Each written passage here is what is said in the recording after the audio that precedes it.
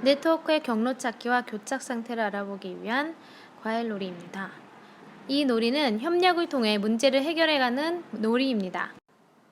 이 놀이의 목표는 처음에 자신이 가지고 있는 것을 최종적으로 모두 가지게 되는 것을 목표로 합니다.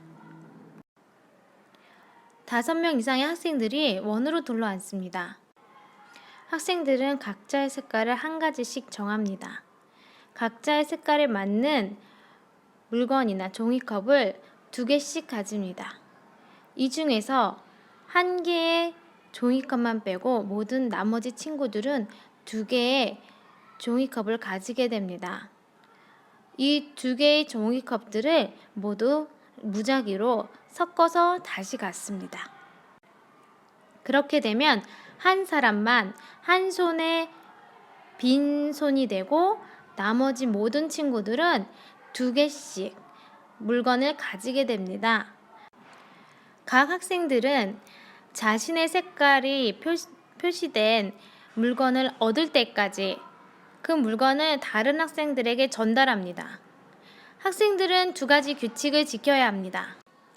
첫 번째, 한 손에는 하나의 물건만 가지고 있어야 합니다. 손이 2개이므로 한 사람당 2개의 물건을 가질 수 있습니다. 하지만 한 손에 2개를 동시에 잡고 있을 수는 없습니다. 두 번째, 바로 옆에 있는 친구의 한 손이 비어 있을 경우에만 종이컵 또는 과일을 전달할 수 있습니다. 옆에 학생에게 2개 중 1개의 종이컵만 전달할 수 있습니다. 그래서 양쪽에 파란 모자를 쓴 친구에게 양쪽의 학생들이 자신의 물건을 1개씩, 둘 중에 1개만 전달할 수 있습니다. 이렇게 전달하다 보면 비어있는 손이 이동을 하게 됩니다. 그래서 비어있는 손을 이동시켜서 처음에 자신이 가지고 있던 색깔을 모든 사람이 갖게 될 때까지 이동시키는 활동을 하게 됩니다.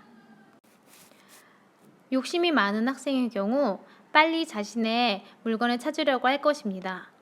그렇게 될 경우 놀이의 목표에 도달하지 못할 것입니다.